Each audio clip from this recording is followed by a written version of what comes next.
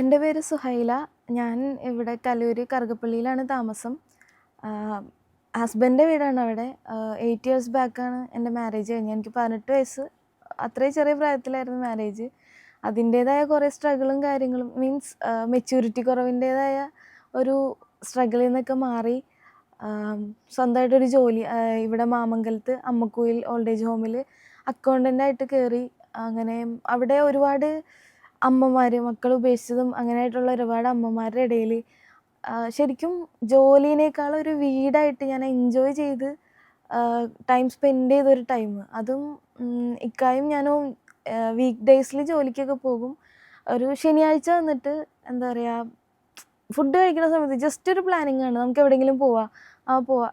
ശരിക്കും ഒരു ചായ കുടിക്കാനായിട്ട് എല്ലാ വീക്കിലും മൂന്നാർ, വാഗമണൊക്കെ പോയി അങ്ങനെ ശരിക്കും നല്ല രീതിക്ക് ഞങ്ങൾ എൻജോയ് ചെയ്ത് എന്താ പറയുക ഹാപ്പിനെസ്സിൻ്റെ പീക്ക് ടൈമിൽ നിൽക്കുന്ന സമയത്താണ് എനിക്ക് പെട്ടെന്നൊരു വയ്യായ്ക വന്ന് ഹോസ്പിറ്റലിൽ അഡ്മിറ്റ് ആവുകയും അപ്പോൾ അതിൽ നിന്നൊന്ന് മൈൻഡ് ഒന്ന് റെഡിയായി വരാൻ വേണ്ടിയിട്ട് ഇക്ക തന്നെ പറഞ്ഞിട്ടാണ് ഞാൻ എൻ്റെ സ്വന്തം വീട്ടിൽ കളമശ്ശേരിയിൽ സ്വന്തം വീട്ടിൽ പോയി നിൽക്കുന്നത്. അപ്പം ഹോസ്പിറ്റലിൽ ഇങ്ങനെ എന്താ പറയുക അടഞ്ഞു മൂടി കിടന്ന ആ ഒരു ബുദ്ധിമുട്ട് മാറാൻ വേണ്ടിയിട്ട് ഞാൻ വെറുതെ വീട്ടിലേക്ക് വന്ന് പിറ്റേന്ന് വീടിൻ്റെ പുറത്തേക്ക് ഇറങ്ങിയതാണ്. അപ്പോൾ ഞാൻ നട്ട് വളർത്തി ചെറിയൊരു പേരമരം ഉണ്ടായിരുന്നു. അപ്പം അതിൽ പേരക്ക കണ്ടപ്പോൾ പറിക്കാൻ വേണ്ടിയുള്ള ഒരു ഇതിൽ ടെറസിൻ്റെ മേളിൽ കയറിയ കയ്യെത്തി പറിക്കാവുന്ന അത്രയും ഇതിലാണ് നിൽക്കുന്നത്. അപ്പം അങ്ങനെ പറിക്കാൻ വേണ്ടി കയറിയപ്പോൾ പെട്ടെന്ന് എൻ്റെ കാലിൻ്റെ ബാലൻസ് തെറ്റിയിട്ട് താഴോട്ട് ഇരിക്കുന്ന ആ ഒരു പൊസിഷനിൽ താഴോട്ട് വീണ്. ആ ഒരു വീണ സെക്കൻഡിൽ എൻ്റെ ഓർമ്മ മൊത്തം പോയി. എൻ്റെ ബ്രദറും വൈഫും ഉണ്ടായിരുന്നു വീട്ടിൽ. അവർ വന്നപ്പോൾ എനിക്ക് ബ്രീത്തിങ് ഇല്ല, ഹാർട്ട് ബീറ്റ് ഇല്ല. ശരിക്കും എന്താ സംഭവിച്ചതെന്നൊന്നും അവർക്ക് മനസ്സിലായില്ല. പിന്നെ എൻ്റെ ബ്രദറ് ട്രാവല് അതുപോലെ ക്യാമ്പിംഗ് ഒക്കെ ചെയ്യുന്ന ആളായതുകൊണ്ട് തന്നെ പുള്ളിക്ക് ആ ഫസ്റ്റ് എയ്ഡും കാര്യങ്ങളൊക്കെ കുറേയൊക്കെ അറിയാം. അപ്പോൾ അതിൽ CPR പോലെ ഒരു സംഭവം ചെയ്ത് എനിക്ക് ബ്രീത്ത് വന്നപ്പോൾ എൻ്റെ ആ ഒരു കരച്ചിൽ കേട്ടിട്ട് ശരിക്കും പറഞ്ഞിട്ടുണ്ടെങ്കിൽ അടുത്തുള്ള വീട്ടിലുള്ളവരൊക്കെ ഓടി വന്നു. അത്രയും പെയിൻഫുള്ളായിരുന്നു. പക്ഷേ എൻ്റെ മെമ്മറി കംപ്ലീറ്റ് പോയി കിടക്കുകയായിരുന്നു. അതുകൊണ്ട് ഞാൻ ആ സംഭവം ഒന്നും അറിഞ്ഞില്ല, ഇവർ പറഞ്ഞിട്ടാണ് അറിഞ്ഞത്. ആ സമയത്ത് എൻ്റെ ബ്രദർ ചെയ്തൊരു മെച്യൂരിറ്റിയോടുകൂടി ചെയ്തൊരു കാര്യം എന്ന് വെച്ചിട്ടുണ്ടെങ്കിൽ, ഞാൻ കരയണ കണ്ടിട്ട് ചുറ്റുമുള്ള എല്ലാവരും പറഞ്ഞു അവളെ എങ്ങനെയെങ്കിലും എടുത്ത് ഹോസ്പിറ്റലിൽ കൊണ്ടുപോയി വേദന കണ്ട് നിൽക്കുക. വേറെ ഒന്നുമല്ല, എൻ്റെ വേദന കണ്ടിട്ട് അവർക്ക് നിൽക്കാൻ പറ്റണില്ല. ആ സമയത്ത് എൻ്റെ ബ്രദർ പറഞ്ഞു പറ്റൂല, അവൾ കിടന്ന കിടപ്പിൽ കിടക്കട്ടെ, ആംബുലൻസ് വരാതെ ഇവിടുന്ന് അനക്കാൻ പറ്റില്ല എന്ന് പറഞ്ഞു. പുള്ളിയുടെ ആ ഒരൊറ്റ വാശിയുടെ പുറത്ത് ഒരു 3/4 മണിക്കൂറോളം ആംബുലൻസിന് വേണ്ടി വെയിറ്റ് ചെയ്യേണ്ടി വന്നെങ്കിൽ പോലും സ്ട്രക്ചറിൽ സ്പൈൻ ബോർഡ് വെച്ചിട്ട് അത്രയും സേഫായിട്ടാണ് ഹോസ്പിറ്റലിൽ എത്തിച്ചത്. അതും തൊട്ടടുത്തുള്ള കിൻഡർ ഹോസ്പിറ്റലായിരുന്നു. 5 മിനിറ്റ് അങ്ങോട്ട് എത്താനുള്ളൂ. പക്ഷെ ആ ഒരു ടൈമിൽ ഞാൻ പെയിൻ കൊണ്ട് എൻ്റെ ബ്രദറിൻ്റെ കയ്യിൽ ഇങ്ങനെ പിടിച്ചു. ആ പിടുത്തത്തിൽ ശരിക്കും ആൾ പറയുന്നതെന്ന് വെച്ചാൽ അവിടെ എത്തുന്നതിന് മുമ്പ് പുള്ളിയുടെ കൈ ഒടിയുമെന്ന് വിചാരിച്ചത്. അത്രയും ഞാൻ പെയിൻ ഇതാകുന്നുണ്ടായിരുന്നു. അവിടെ ചെന്ന് ഡോക്ടർ MRI ഒക്കെ എടുത്ത് നോക്കിയപ്പോൾ തന്നെ പറഞ്ഞു സ്പൈൻ കട്ടായി, ഇനിയിപ്പോൾ എന്താ പറയുക എല്ലാം റെഡിയാക്കി എടുക്കാമെന്നുള്ളൂ, അല്ലാതെ ഒരു റിക്കവറി പ്രതീക്ഷിക്കണ്ട എന്നുള്ള രീതിയിലായിരുന്നു പറഞ്ഞിരുന്നത്. പിന്നെ സർജറി ചെയ്തുകൊണ്ടിരിക്കുമ്പോഴാണ് അവർക്ക് മനസ്സിലായത് കട്ടായിട്ടില്ല, സ്പൈൻ കംപ്ലീറ്റ് അത് ചതഞ്ഞു പോയിട്ടുള്ളൂ. അത് കട്ടാവാതിരുന്നതിൻ്റെ ഒരേ ഒരു കാരണം ഈ എൻ്റെ ബ്രദറിൻ്റെ ആ ഒരു വാശിയാണ്. എന്ന് വെച്ചാൽ ഒന്ന് വളച്ചെടുത്തിരുന്നെങ്കിൽ എൻ്റെ സ്പൈൻ കട്ടായേനെ. പിന്നെ ഇപ്പോൾ ഞാൻ ഈ ഇരിക്കുന്ന അവസ്ഥയിൽ എനിക്ക് ഇരിക്കാനോ ഒന്നും ചെയ്യാൻ പറ്റില്ലായിരുന്നു. കാരണം എൻ്റെ ലോവർ ബോഡി കംപ്ലീറ്റ് ഡെഡായിരുന്നു. ഒന്നും തൊട്ടാൽ പോലും അറിയാത്ത രീതിയിൽ ഡെഡായി പോയായിരുന്നു. 2 ദിവസം കാഷ്വാലിറ്റിയിൽ ഒരുപാട് സ്ട്രഗിൾ ചെയ്തു. 5 മിനിറ്റ് കൂടി വേദനയുടെ ഇഞ്ചക്ഷനും കാര്യങ്ങളൊക്കെ എടുത്ത് പിന്നെ സർജറി കഴിഞ്ഞ് ICUവിൽ കിടക്കുന്ന ടൈമിലാണ് ശരിക്കും എനിക്ക് ഓർമ്മ വരുന്നത്. അതുവരെ എനിക്ക് എന്താ പറയുക ഒട്ടും ഓർമ്മയില്ലായിരുന്നു. ഓർമ്മ എന്ന് ചെറിയ ചെറിയ മെമ്മറീസ്, അതായത് അനസ്തേഷ്യയ്ക്ക് വേണ്ടി മാസ്ക് വെക്കുന്നത്, അങ്ങനെയുള്ള കുറച്ച് ഓർമ്മ മാത്രമേ ഉണ്ടായുള്ളൂ. ICUന്ന് കണ്ണ് തുറക്കുന്ന ടൈമിൽ ശരിക്കും എൻ്റെ മൈൻഡിൽ ഞാൻ നോക്കുമ്പോൾ ചുറ്റും കർട്ടൻ. ICUവിലധികം പേഷ്യൻസും ഉണ്ടായില്ല, ഒഴിഞ്ഞു കിടക്കുന്ന കട്ടിൽ. ശരിക്കും ഞാൻ വിചാരിച്ചത് ഞാൻ മോർച്ചറിയിലാണെന്നാണ്. അതിൽ എന്ന് വെച്ചാൽ എനിക്ക് എൻ്റെ കൈ അനക്കാൻ പറ്റുന്നില്ല, തല പോലും എനിക്ക് മര്യാദക്ക് അനക്കാൻ പറ്റാതെ പാരലൈസ് ആയിട്ടുള്ളൊരു അവസ്ഥയായിരുന്നു. അതിൽ ഞാൻ ആകെ എനിക്ക് ചെയ്യാൻ പറ്റുന്നത് സൗണ്ട് ഉണ്ടാക്കാമെന്നായിരുന്നു. ഞാൻ ഒച്ച വെച്ച് കരഞ്ഞു. അതിൽ നഴ്സുമാർ വന്നു. അവർ സമാധാനിപ്പിച്ചിട്ടൊന്നും എനിക്ക് എൻ്റെന്ന് പറയണ ആരെയും കാണാൻ പറ്റാത്ത ഒരു പെയിനായിരുന്നു എനിക്ക്. അതിൽ നിന്ന് പിന്നെ അവർ തന്നെ എൻ്റെ ഹസ്ബൻഡിനെ വിളിച്ചു. ഇക്കയുടെ ഭാഗത്തു നിന്നുള്ള സപ്പോർട്ട് എന്ന് വെച്ചാൽ നല്ല രീതിയിലായിരുന്നു. ഇക്ക വന്നിട്ട് സമാധാനിപ്പിച്ചു. എന്നിട്ട് പറഞ്ഞു, എടീ നിനക്കൊന്നും ഇല്ല, നട്ടെല്ല് ചെറുതായിട്ട് പൊട്ടിയിട്ടുണ്ട്, അപ്പോൾ അതിൻ്റെ സർജറിയുടെ ഇതിൽ മരവിപ്പിൻ്റെയാണ്, നീ അത് കാര്യമാക്കണ്ട, 2 ദിവസം കഴിയുമ്പോൾ റൂമിലേക്ക് മാറ്റും, റെഡിയാവും എന്നുള്ള രീതിയിലാണ് എന്നെ സമാധാനിപ്പിച്ചത്. എന്നിട്ട് പോലും എന്താ പറയുക, എനിക്ക് ആ ICUവിൽ കിടന്ന ആ ഒരു മൊമെൻറ്റ്സ് ശരിക്കും ഓർക്കാൻ പോലും പറ്റൂല. കാരണം എനിക്കൊന്നും അനങ്ങാൻ പോലും പറ്റണില്ല. മറ്റേ ഓക്സിജൻ്റെ സംഭവമൊക്കെ വെച്ചിരിക്കണ്. ശരിക്കും കിൻഡർ ഹോസ്പിറ്റലിലെ ശ്രീഹരി ഡോക്ടറാണ് എന്നെ ട്രീറ്റ് ചെയ്തത്. ഡോക്ടറും പിന്നെ എന്നെ ടേക്ക് കെയർ ചെയ്ത നഴ്സുമാരും, അവരെ എനിക്ക് ഒരിക്കലും മറക്കാൻ പറ്റില്ല. കാരണം ചില സമയത്തൊക്കെ രാത്രി ഉറക്കം വരാണ്ട് ഞാൻ കരയണ സമയത്ത് എനിക്ക് പേടിയാണ്, ഒറ്റപ്പെട്ടു പോയൊരു ഫീല്. ആ സമയത്തൊക്കെ വിപിൻ എന്ന് പറഞ്ഞൊരു നേഴ്സ് ഉണ്ടായിരുന്നു. പുള്ളീനെ പ്രത്യേകം എടുത്ത് പറയണം. കാരണം ഞാൻ കരഞ്ഞ് ടെൻഷൻ അടിക്കുന്ന സമയത്ത് പുള്ളി എൻ്റെ അടുത്ത് വന്നിരുന്നിട്ട് പാട്ട് പാടിത്തരും. പുള്ളി പാടണ ഒരാളാണ്. അപ്പോൾ പാട്ട് പാടിത്തന്ന് എന്നെ എന്താ പറയുക ഉറക്കും. അങ്ങനെ നല്ല രീതിക്ക് സ്ട്രഗിൾ ചെയ്തിട്ടുണ്ട്. അത് കഴിഞ്ഞ് റൂമിലേക്ക് മാറ്റിയപ്പോഴും എൻ്റേതെന്ന് വെച്ചിട്ടുണ്ടെങ്കിൽ കുഴപ്പമില്ല, ഒരു മാക്സിമം പോയ 1 മാസം അതിന് ഉള്ളിൽ എനിക്ക് സെറ്റാവും എന്നുള്ള രീതിയിലാണ്. അപ്പോൾ ഡോക്ടർ റൗണ്ട്സിന് വന്നപ്പം എൻ്റെ കാലിൽ ടച്ച് ചെയ്യുന്ന സമയത്ത്, അപ്പോൾ ആ സമയത്തും എൻ്റെ കാലിലൊരു മെഷീൻ പോലത്തെ സാധനം വെച്ചിട്ടുണ്ട്, ഇങ്ങനെ കാലിൻ്റെ മൂവ്മെൻറ്റ് നിന്ന് പോകാതിരിക്കാൻ വേണ്ടിയിട്ട്. അപ്പോൾ ആ ടച്ച് ചെയ്തപ്പോൾ നമ്മുടെ രോമത്തിൽ ജസ്റ്റ് ടച്ച് ചെയ്യണ ഒരു ചെറിയൊരു ഫീല്. അപ്പോൾ ഞാൻ പറഞ്ഞു എനിക്കിങ്ങനെ അറിയാൻ പറ്റുന്നുണ്ടെന്ന് പറഞ്ഞപ്പോൾ ഓക്കെ കുഴപ്പമില്ല. അപ്പോഴും എനിക്ക് ഇത്ര പെട്ടെന്ന് അറിയാൻ പറ്റുന്നുണ്ടല്ലോ എന്നുള്ള ഒരു പ്രതീക്ഷയാണ്. ആ സമയത്ത് ഡോക്ടർ പറഞ്ഞു, ഞാൻ ചോദിച്ചു എനിക്ക് എപ്പോൾ നടക്കാൻ പറ്റും, റെഡി ആവുമോ എന്താ എപ്പോഴാന്ന് ചോദിച്ചു. അപ്പോൾ ഡോക്ടർ പറഞ്ഞു 4 മാസമെങ്കിലും കഴിയണം, എന്തെങ്കിലും ഒരു ചേഞ്ച് പറയണമെങ്കിൽ 4 മാസമെങ്കിലും കഴിയണം എന്ന് പറഞ്ഞു. അതെന്ന് പറഞ്ഞെങ്കിൽ ഫുള്ള് യാത്ര, എൻജോയ്മെൻറ്റ്, ജോലി എല്ലാമായിട്ട് ശരിക്കും പറഞ്ഞാൽ എനിക്ക് ആ അമ്മമാരിൽ നിന്ന് വിട്ട് തന്നത് നല്ലൊരു ഇതായിരുന്നു. പക്ഷെ അവരെന്നെ കാണാൻ വന്നിരുന്നു കേട്ടോ. അപ്പോൾ ആ ഒരു ഇതിൽ നിന്ന് പെട്ടെന്ന് കിടന്ന് പറഞ്ഞൊരു 45 ഡിഗ്രിയിൽ പോലും എനിക്ക് നിവർന്നിരിക്കാൻ പറ്റണില്ല. ഫുഡ് കഴിക്കുന്ന പോലും കിടന്ന് എല്ലാവരും ചെയ്ത് തന്നെ എനിക്കത് ഒട്ടും പറ്റണ്ടായില്ല. അപ്പം ഫിസിയോതെറാപ്പിസ്റ്റ് ഡോക്ടറും എന്നെ റൗണ്ട്സിന് കാണാൻ വരുന്നുണ്ടായി. അപ്പോൾ ഡോക്ടറോട് ഞാൻ വാശി പിടിച്ച് പറഞ്ഞു എനിക്ക് ഇരിക്കണം, എനിക്ക് വീൽ ചെയറിലെങ്കിലും ഇരിക്കണം എന്ന് പറഞ്ഞു. എൻ്റെ വാശിയുടെ പുറത്ത് ഡോക്ടർ വീൽ ചെയർ, ഒരു അഡ്വാൻസ്ഡ് ആയിട്ടുള്ള വീൽ ചെയർ ഉണ്ടെങ്കിൽ ഇരിക്കാൻ പറ്റുമെന്ന് പറഞ്ഞു. പിന്നെ എനിക്ക് വീൽ ചെയർ കിട്ടണം എന്നുള്ള വാശിയായി. ആ വാശിയിൽ ഞാൻ എന്താ പറയുക ഇക്കാനെ നല്ലപോലെ ബുദ്ധിമുട്ടിച്ചിട്ടുണ്ട്. ഒരു ദിവസം തന്നെ 3-4 വീൽ ചെയർ മാറി കൊണ്ടുവന്ന് ഇരിക്കാൻ നോക്കും, പറ്റൂല, ചേഞ്ച് ചെയ്യും. അങ്ങനെ എന്താ പറയുക ആൾ ശരിക്കും വീക്കായി പോയി. അത് കണ്ടപ്പോൾ പിന്നെ ഞാൻ എൻ്റെ വാശി കുറച്ചു. എന്നിട്ടും എനിക്ക് എങ്ങനെയെങ്കിലും റെഡിയായി വന്നെന്നായിരുന്നു. പിന്നെ ഡിസ്ചാർജ് ചെയ്ത് വീട്ടിലേക്ക് വന്നിട്ടാണെങ്കിലും കുറേ ഞാൻ വാശി പിടിക്കുകയും കരയുകയും ബുദ്ധിമുട്ടുകയൊക്കെ ചെയ്തായിരുന്നു. പിന്നെ ഞാൻ നോക്കിയപ്പോൾ ഞാൻ കരയുമ്പോൾ എൻ്റെ ചുറ്റുമുള്ള എല്ലാവരും കരയാണ്. ഇക്ക പോലും എന്താ ചെയ്യേണ്ടതെന്ന് പോലും അറിയാതെ ഒരു സ്റ്റക്കായ അവസ്ഥയിലായിപ്പോയി. അപ്പം ഞാൻ തന്നെ ചിന്തിച്ച് ഞാൻ വെറുതെ ഇങ്ങനെ കരഞ്ഞിരുന്നിട്ട് കാര്യമില്ല. പിന്നെ കരയുമ്പോൾ എന്ന് വെച്ചിട്ടുണ്ടെങ്കിൽ ഞാൻ വിഷമിക്കുമ്പോൾ എൻ്റെ കാലും വീക്കായി പോവാം. ഹാപ്പി ആകുമ്പോൾ കാലിനൊരു ജീവനുള്ള പോലെ എനിക്ക് ഫീൽ ചെയ്യാൻ തുടങ്ങി. അതിൽ നിന്ന് പിന്നെ ഞാൻ എന്നെ തന്നെ സന്തോഷിപ്പിക്കാൻ വേണ്ടിയിട്ട് ചിരിച്ച് ആരെങ്കിലും വിളിച്ചിരുത്തി ഭയങ്കരമായിട്ട് സംസാരിക്കും. ഇനി ആരും കിട്ടിയില്ലെങ്കിൽ എൻ്റെ പാരൻസ് ആ ടൈമിൽ പുറത്തായിരുന്നു, സൗദിയിലായിരുന്നു. അപ്പോൾ അവരെ വിളിച്ചിട്ട് ഇങ്ങനെ സംസാരിച്ചുകൊണ്ടിരിക്കും. ലാസ്റ്റ് അവർക്ക് തന്നെ ടെൻഷനായി. ഇങ്ങനെ പറ്റിക്കഴിഞ്ഞപ്പോൾ എനിക്ക് മെൻ്റലി എന്തെങ്കിലും ബുദ്ധിമുട്ടായി പോയെന്ന്. കാരണം അതേപോലെ ഞാൻ പരസ്പര ബന്ധമില്ലാത്ത കാര്യങ്ങളാണെങ്കിൽ പോലും സംസാരിച്ച് ഇതാക്കിക്കൊണ്ടിരിക്കുകയായിരുന്നു. അങ്ങനെ എന്താ പറയുക കുറേ സ്ട്രഗിൾ ചെയ്തു. പിന്നെ ഞാൻ നോക്കിയപ്പോൾ എനിക്കൊന്ന് ഫുഡ് കഴിക്കുന്ന പോലും കിടന്നിട്ടാണ്. എൻ്റെ ഫുള്ള് പേഴ്സണലി കാര്യങ്ങളാണെങ്കിൽ പോലും, ഇപ്പോൾ മോഷന് യൂറിനാണെങ്കിൽ പോലും ബെഡിലാണ്, കുളിക്കാൻ പറ്റില്ല, ബോഡി വൈപ്പ് ചെയ്യണം. അതൊക്കെ എനിക്ക് ശരിക്കും ചെയ്തതെന്ന് വെച്ചിട്ടുണ്ടെങ്കിൽ അതിലെനിക്ക് എടുത്തു പറയാനുള്ള എൻ്റെ നാത്തൂമാർ, 2 നാത്തൂമാരുണ്ട്, പിന്നെ എൻ്റെ ഇത്താത്ത. എനിക്ക് ശരിക്കും ചമ്മലാണ് ഒരാളുടെ മുമ്പിൽ മറ്റൊരാൾ ചെയ്തു തരാന്ന് പറയുന്നത്. അപ്പോൾ ഞാൻ കരയുമ്പോൾ ഇവരെന്തെന്ന് വെച്ചാൽ അത് ഫണ്ണി ആക്കി എടുക്കും, തമാശയായിട്ട് എൻ്റെ കരച്ചിൽ മാറ്റാൻ വേണ്ടി അവരെന്തൊക്കെ കാണിക്കാൻ പറ്റും അതൊക്കെ കാണിച്ച് അങ്ങനെ എന്നെ അവർ നല്ല രീതിയിൽ, ഫാമിലിയുടെ സപ്പോർട്ട് എന്ന് പറഞ്ഞിട്ടുണ്ടെങ്കിൽ ഭയങ്കരമാണ്. അതുപോലെ എൻ്റെ ഇക്കാടെ ഉമ്മ ഇപ്പോൾ സുഖമില്ലാതെ ഇരിക്കുകയാണ്. ഞാൻ വീണ സമയത്ത് ഇക്കാടെ വീട് കലൂരാണ്, എൻ്റെ വീട് കളമശ്ശേരി. ബസ് കയറിയിട്ട് അങ്ങോട്ട് വരും, വന്നിട്ട് എന്നെ ടേക്ക് കെയർ ചെയ്ത് വൈകുന്നേരം ഇക്ക തിരിച്ച് കൊണ്ടുവന്നാക്കും. ഡെയിലി ഇങ്ങനെ ഒരു മാസത്തോളം ഡെയിലി ഇങ്ങനെ എല്ലാവരും എൻ്റെ ചുറ്റും അതേപോലെ നിൽക്കുകയായിരുന്നു.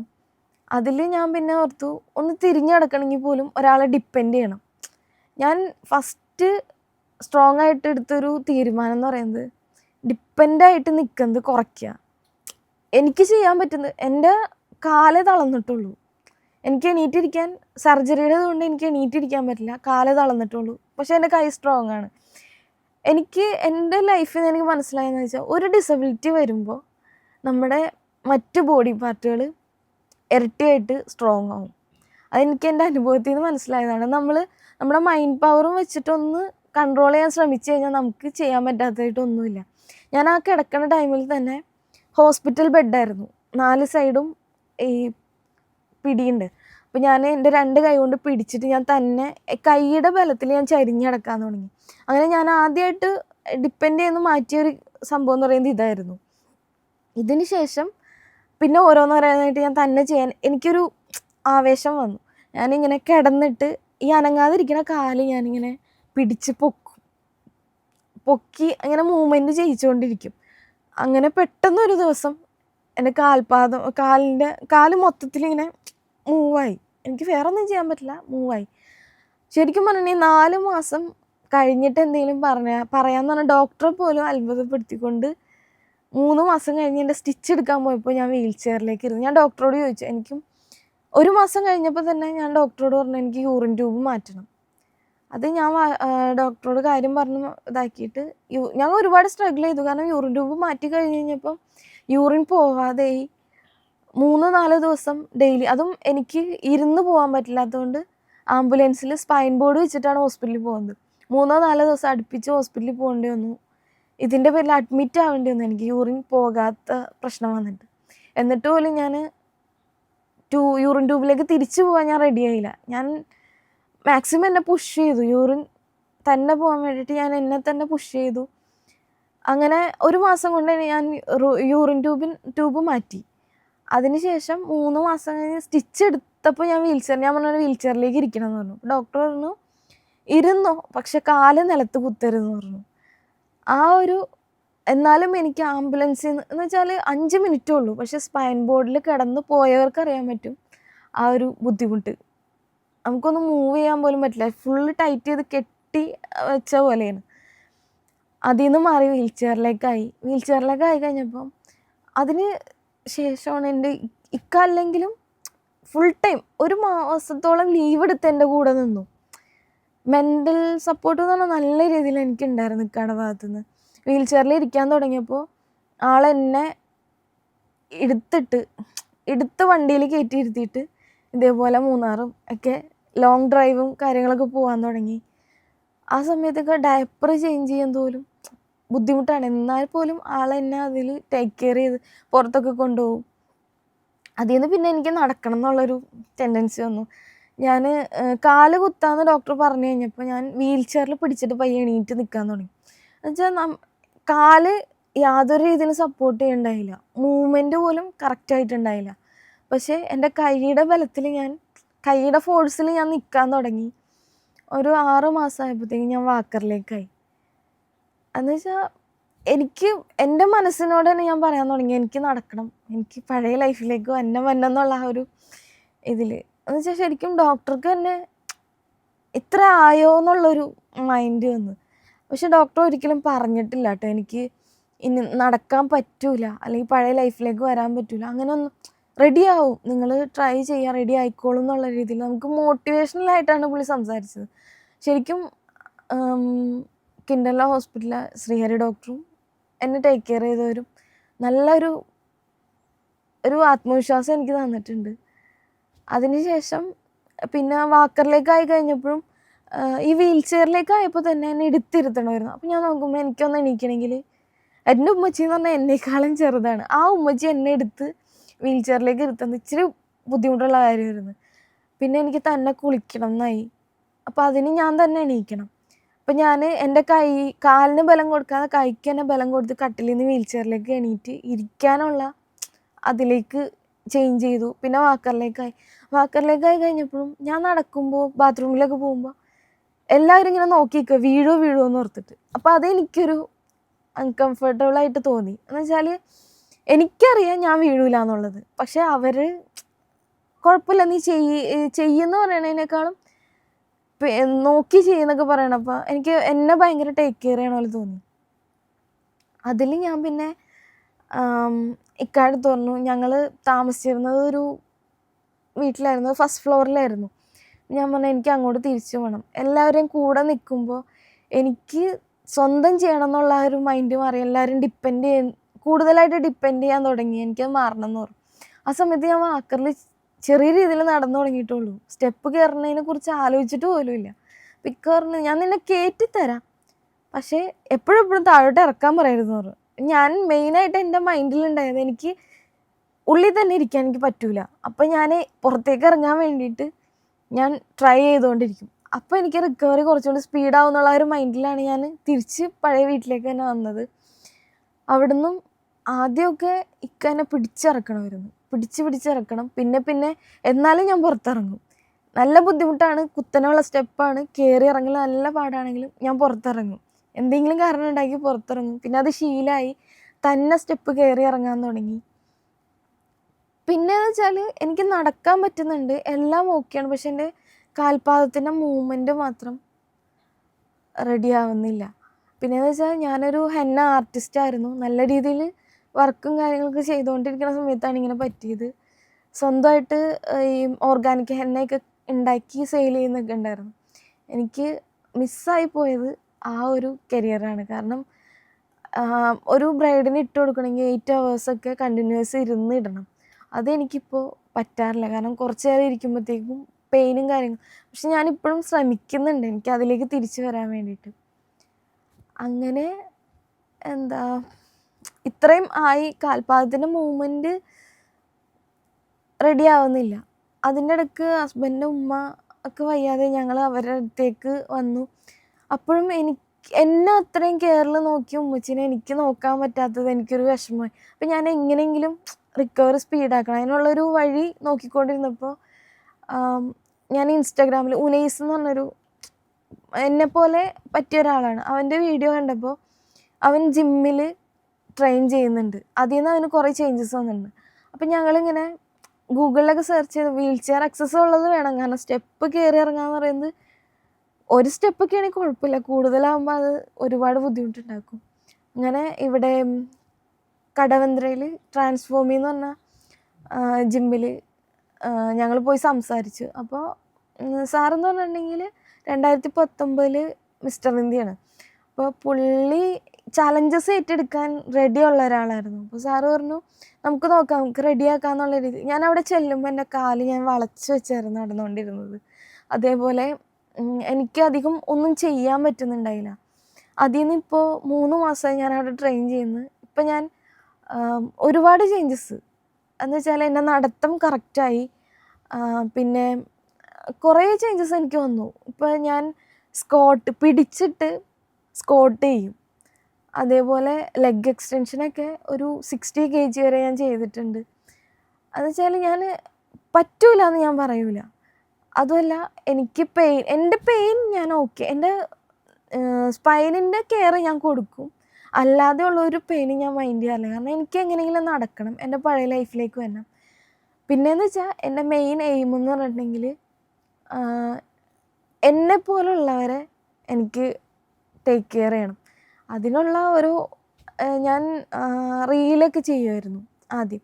പിന്നെ വീണ് കഴിഞ്ഞപ്പോൾ ഞാനത് സ്റ്റോപ്പ് ചെയ്തു. എന്ന് വെച്ചാൽ മറ്റുള്ളവരെന്ത് വിചാരിക്കും. ഞാനിങ്ങനെ പുറത്തേക്ക് പോകാൻ തന്നെ ഞാൻ ആദ്യമൊക്കെ മടിച്ചായിരുന്നു. കാരണം ഞാനിങ്ങനെ വീൽ ചെയറിലൊക്കെ പോകണ കാണുമ്പോൾ എല്ലാവരും ഇവക്ക് എന്തിൻ്റെ കേടാന്ന് അങ്ങനെ ചിന്തിക്കുക എന്നുള്ളൊരു ഇതായിരുന്നു. പിന്നെ ഒരു ഇതേപോലെ ഒരു ഇൻ്റർവ്യൂ ഞാൻ കണ്ടു. അതിൽ നിന്ന് ഇൻസ്പയർ ആയിട്ടാണ് ഞാൻ എൻ്റെ അനുഭവം റീലായിട്ട് പോസ്റ്റ് ചെയ്യുന്നത്. അത് കുറേ അക്സെപ്റ്റൻസ് കിട്ടി. പിന്നെ ഞാൻ അങ്ങനത്തെ വീഡിയോസ് പോസ്റ്റ് ചെയ്യാൻ തുടങ്ങിയപ്പോൾ കുറേ പേര് മെസ്സേജ് അയച്ചു. നിങ്ങളുടെ വീഡിയോ കണ്ടിട്ട് ഞാൻ ഇൻസ്പയർ ആയി, ഞാനും നിങ്ങളെപ്പോലെ ഓരോന്നൊക്കെ ചെയ്യാൻ തുടങ്ങി. അപ്പോൾ അത് കേട്ടപ്പോൾ എനിക്ക് തന്നെ എന്നോട് തന്നെ ഒരു പ്രൗഡ് തോന്നി. കാരണം നമ്മൾ കാരണം മറ്റൊരാൾ ഇൻസ്പയർ ശരിക്കും പുറത്തേക്ക് ഇങ്ങനെ ഞാൻ പലരെയും കണ്ടിട്ടുണ്ട് ഹൈഡ് ചെയ്ത് വെക്കുക, അവരുടെ ഡിസബിലിറ്റി ഹൈഡ് ചെയ്ത് വെക്കുക. എന്ന് വെച്ചാൽ മറ്റുള്ളവർ കണ്ട് അവരുടെ സഹതാപം കിട്ടണ്ടെന്നുള്ളത്. ശരിക്കും അത് സഹതാപമല്ല, അവർക്ക് നമ്മളോട് തോന്നുന്നൊരു പ്രൗഡാണ്. ഇത്രയും ബുദ്ധിമുട്ടുണ്ടായിട്ട് അവർ സ്ട്രഗിൾ ചെയ്ത് വരുന്നുണ്ടല്ലോ എന്നുള്ളത്. അത് കണ്ടിട്ട് ഇപ്പോൾ നമ്മൾ ഹൈഡ് ചെയ്തിരുന്നിട്ട് നമ്മളുടെ മാക്സിമം എൻജോയ്മെൻറ്റ് ചെയ്യുന്നു പറയുമ്പോൾ നമുക്ക് മാത്രമേ ആ ഹാപ്പിനെസ് കിട്ടുന്നുള്ളൂ. പക്ഷെ നമ്മൾ ചെയ്യണ കാണുമ്പോൾ മറ്റൊരാൾ കാണുമ്പോൾ അവർക്കും കൂടി എനിക്കും ചെയ്യാൻ പറ്റുമെന്ന് പറഞ്ഞാൽ അവരത് ചെയ്യണമെങ്കിൽ നമ്മൾ മറ്റൊരാൾക്കും കൂടി ഹാപ്പി കൊടുക്കുകയാണ്. ആ ഒരു ഇതിന് ഞാൻ കൂടുതൽ ഇമ്പോർട്ടൻസ് കൊടുക്കാൻ തുടങ്ങി. പിന്നെ ഞാൻ ഹൈഡ് ചെയ്തിരിക്കുന്നതൊക്കെ മാറി പബ്ലിക്കിലേക്ക് വരാൻ തുടങ്ങി. അത് എനിക്ക് ഒരുപാട് അക്സെപ്റ്റൻസ് കിട്ടി. നടികർ മൂവിയുടെ പ്രൊമോഷനൊക്കെ എനിക്ക് ഗസ്റ്റായിട്ട് ഇൻവിറ്റേഷൻ കിട്ടി. അങ്ങനെ കുറേ ഞാൻ ശരിക്കും നോർമലായിട്ടിരുന്നതിനേക്കാളും എൻ്റെ ഒരു വേർഷനെ എനിക്ക് അപ്ഗ്രേഡ് ചെയ്യാൻ പറ്റി എൻ്റെ ഈ ഒരു അവസ്ഥ കൊണ്ട്. ഞാൻ ഈ ജിമ്മ് അതുപോലെ ഇപ്പോൾ എൻ്റെ മനസ്സിലുള്ള ഫയർ എന്ന് വെച്ചിട്ടുണ്ടെങ്കിൽ, ഞാൻ ഈ ആലുവ ഭാഗത്തുള്ളൊരു ഫേമസ് ഹോസ്പിറ്റലാണ്. അപ്പോൾ അവിടെ ഒരു ഫിസിയോതെറാപ്പിസ്റ്റിനെ കാണാൻ പോയി ശരിക്കും അവരെ കണ്ട് അവരെൻ്റെ കാര്യങ്ങളും റിപ്പോർട്ടുകളൊക്കെ നോക്കിയിട്ട് ഞാൻ ചെന്നപ്പോൾ തന്നെ എൻ്റെ മുഖത്ത് നോക്കി പറഞ്ഞു, ശരിക്കും നിങ്ങൾക്ക് പറ്റിയെന്ന് പറഞ്ഞാൽ കുറച്ച് ഹൈ ആയിട്ടുള്ളൊരു ഇഞ്ചുറിയാണ് പറ്റിയേക്കുന്നത്. അപ്പോൾ അതിൽ നിന്ന് ഇത്രയെങ്കിലും ആയത് നിങ്ങളുടെ ഭാഗ്യമാണ്. ഇതിൻ്റെ അപ്പുറത്തേക്ക് ഒരു റിക്കവറി നിങ്ങൾ പ്രതീക്ഷിക്കേണ്ട, നിങ്ങൾക്ക് പറ്റൂല എന്നാണ്. അപ്പോൾ എനിക്ക് വാശിയായി, എനിക്ക് നടക്കണം, പഴയ പോലെ നടന്നിട്ട് അവരുടെ മുമ്പിൽ എനിക്ക് പോയി നിൽക്കണം. ആ ഒരു വാശിയിലാണ് ഇപ്പോൾ ഞാൻ എൻ്റെ പെയിനും കാര്യങ്ങളും മറന്ന് ഞാൻ സ്ട്രഗിൾ ചെയ്തുകൊണ്ടിരിക്കുന്നത്. ഇപ്പോൾ മോർണിംഗ്, ആഫ്റ്റർനൂൺ, പിന്നെ നൈറ്റ് വർക്കൗട്ട്, പിന്നെ സ്ട്രിക്റ്റ് ഡയറ്റ്. ശരിക്കും ഞാൻ എന്നെ തന്നെ ഫോഴ്സ് ചെയ്തുകൊണ്ടിരിക്കുകയാണ് ഇപ്പോൾ തിരിച്ചു വരുമെന്നുള്ളൊരു പ്രതീക്ഷയിൽ. അതേപോലെ തന്നെ എനിക്ക് പറയാനുള്ളൊരു കാര്യം എന്ന് വെച്ചിട്ടുണ്ടെങ്കിൽ, ഒരു ആക്സിഡൻറ്റോ അങ്ങനെ എന്തെങ്കിലും പറ്റിയ ഒരാളെ കണ്ടിട്ടുണ്ടെങ്കിൽ അവർക്ക് നടുവിനാണ് ഒരു ഇഞ്ചുറി പറ്റിയെന്നുണ്ടെങ്കിൽ ഒരിക്കലും അവരുടെ പെയിൻ കണ്ടിട്ട് നിങ്ങൾ ഏതെങ്കിലും വണ്ടിയിൽ എടുത്ത് ഹോസ്പിറ്റലിലേക്ക് കൊണ്ടുപോകാൻ ശ്രമിക്കരുത്. കാരണം അത് അവരുടെ ലൈഫിനെ ബാധിക്കുന്ന കാര്യമാണ്. നമ്മൾ ആ എടുക്കണ ആ ഒരു ഇതിലായിരിക്കും ചിലപ്പോൾ അവർക്ക് പറ്റിയതിനേക്കാൾ കൂടുതൽ ഇഞ്ചുറി പറ്റി അവർക്ക് നടക്കാൻ പറ്റാത്തൊരു കണ്ടീഷനിലേക്ക് വരാമെന്നുള്ളത്. ശരിക്കും ആംബുലൻസിൽ തന്നെ ടേക്ക് കെയർ ചെയ്ത് കൊണ്ടുപോകാൻ നോക്കുക. അത് അവരുടെ ലൈഫിൽ നല്ലൊരു ചേഞ്ച് വരുത്തും. എൻ്റെ ലൈഫ് എനിക്കതൊരു അനുഭവമാണ്. അതേപോലെ ഞാനൊരു സ്റ്റാർട്ടപ്പ് വിചാരിച്ചിരുന്നു. എന്ന് വെച്ചാൽ എന്നെപ്പോലെ അതേപോലെ വീൽ ചെയറിലുള്ളവരെ കൂട്ടിയിട്ടൊരു യാത്ര. ഇപ്പോൾ ഒരുപാട് ക്യാമ്പിങ്ങും കാര്യങ്ങളൊക്കെ ഉണ്ട്, പക്ഷേ വീൽ ചെയറോ വാക്കറോ ആക്സസ് ആയിട്ടുള്ള ഒരു പ്രോഗ്രാമും എവിടെയില്ല. എല്ലാവരും ട്രെക്കിംഗ് ഒക്കെ ചെയ്തിട്ടുള്ള സ്ഥലങ്ങളിലാണ്. അതിൽ നിന്ന് ചേഞ്ചായിട്ട് വീൽ ചെയറിലോ വാക്കറിലോ എത്തിപ്പെടാൻ പറ്റിയ ഒരു സ്ഥലത്ത് ഇങ്ങനൊരു പ്രോഗ്രാം വെക്കാമെന്നുള്ളതായിരുന്നു എൻ്റെ എയിം. അതിന് ഞാനൊരു അതിനാരൊക്കെ സപ്പോർട്ട് ചെയ്യുമെന്ന് അറിയാൻ വേണ്ടി ഞാനൊരു ഗ്രൂപ്പ് ക്രിയേറ്റ് ചെയ്തു. 48-50 പേരോളം ആ ഗ്രൂപ്പിൽ എന്നെപ്പോലുള്ളവർ ജോയിൻ ചെയ്തു. പക്ഷേ ഞങ്ങൾക്ക് ഇപ്പോൾ ഫേസ് ചെയ്യണ ഏറ്റവും വലിയ പ്രശ്നം എന്ന് പറഞ്ഞിട്ടുണ്ടെങ്കിൽ അങ്ങനെ ഒരു സ്പേസ് ഇല്ല എന്നുള്ളതാണ്. എന്ന് വെച്ചാൽ ഇങ്ങനെ ഡിസബിലിറ്റീസ് ഉള്ളവർക്കറിയാം അവരുടെ ട്രീറ്റ്മെൻറ്റും റീഹാബിലിറ്റേഷനും വേണ്ടിയിട്ട് അവർ എത്രയോ രൂപ ചിലവാക്കുന്നുണ്ടെന്ന്. അപ്പോൾ അവരെ സംബന്ധിച്ചൊരു പ്രോഗ്രാം വെക്കുമ്പോൾ അവർക്കും കൂടി ബഡ്ജറ്റ് ഫ്രണ്ട്ലി ആയിട്ട് വേണം. അങ്ങനെ നമ്മൾ നോർമലി റിസോർട്ടും കാര്യങ്ങളോ അങ്ങനെ ഒരു സ്പേസ് നോക്കുമ്പോൾ അവിടെ അക്സസിബിലിറ്റി ഇല്ല, വീൽ ചെയറിലോ വാക്കറിലോ പോകാൻ പറ്റിയൊരു സിറ്റുവേഷൻ ഇല്ല. അപ്പോൾ ഞാനങ്ങനെ നല്ലൊരു സ്പേസ് ഒരു മാസങ്ങളോളം ഞാനും മിക്കായും അതിൻ്റെ പുറകെയായിരുന്നു. കാരണം ഒരുപാട് റിസോർട്ടുകൾ പോയി നോക്കി. ഞാനിങ്ങനെ ആയതുകൊണ്ട് എനിക്ക് പോയാൽ മനസ്സിലാവും. ഇപ്പോൾ ബാത്റൂം ഫെസിലിറ്റി ആണെങ്കിലും ട്രാവലിംഗ് ആണെങ്കിലും അതൊക്കെ നോക്കുമ്പോൾ എന്തെങ്കിലും ഒരു പ്രോബ്ലം ഉണ്ടാവും. ഈ ബഡ്ജറ്റ് ഫ്രണ്ട്ലി ആയിട്ട് നോക്കുമ്പോൾ, ഇപ്പോൾ ബഡ്ജറ്റ് ഫ്രണ്ട്ലിയും ആക്സസിബിലിറ്റിയും ഒരുമിച്ച് കിട്ടുന്ന നോക്കുമ്പോൾ എക്സ്പെൻസ് നല്ല രീതിയിൽ, കാരണം ഒരാളുടെ കയ്യിൽ നിന്ന് തന്നെ ഒരു 3000 രൂപയുടെ മേളിൽ ചിലവ് വരും ഇങ്ങനൊരു പ്രോഗ്രാം വെക്കണം എന്നുണ്ടെങ്കിൽ. ശരിക്കും നമ്മുടെ ഈ കേരളത്തിൽ ആകെ ഉള്ളൊരു പ്രശ്നം എന്ന് വെച്ചിട്ടുണ്ടെങ്കിൽ, ഇങ്ങനെ കൂടുതലും പലരും വീടിൻ്റെ ഉള്ളിൽ തന്നെ ആയി പോകാനും കാരണം ഇതാണ്.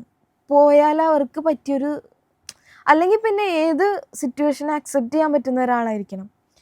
ഞാൻ അങ്ങനെയാണ് പലയിടത്തും പോകുന്നത്. കാരണം എന്നെ ടേക്ക് കെയർ ചെയ്യാൻ എന്ന് വെച്ചാൽ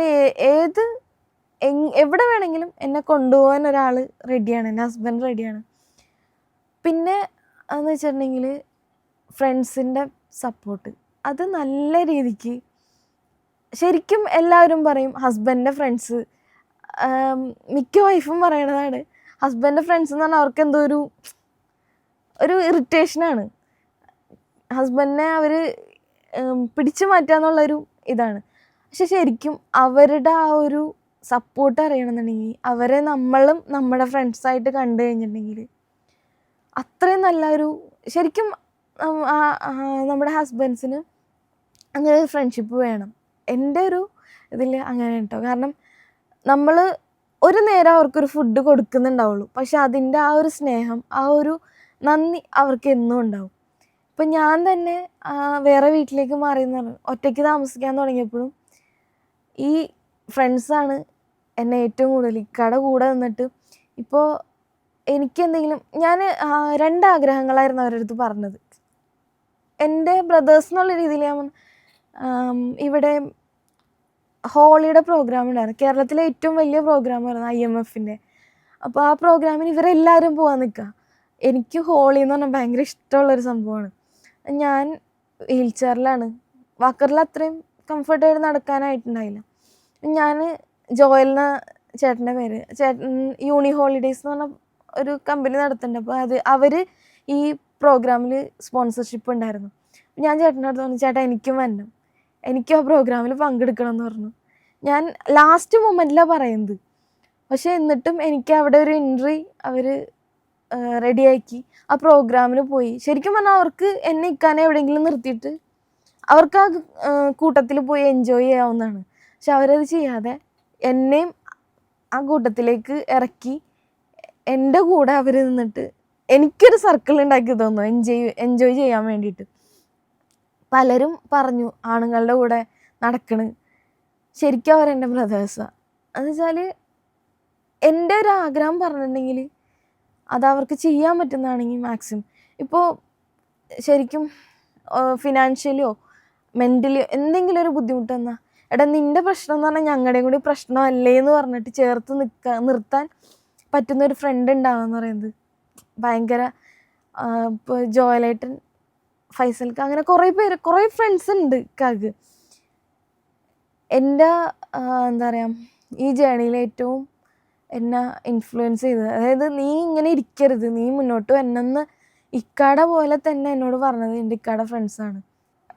ഡിസബിലിറ്റി എന്ന് പറയുന്നത് ആർക്കും വരാവുന്നതാണ്, ഒരു വീഴ്ച കൊണ്ട് ആർക്കും വരാൻ പറ്റുന്ന ഒരു പ്രശ്നമാണ്.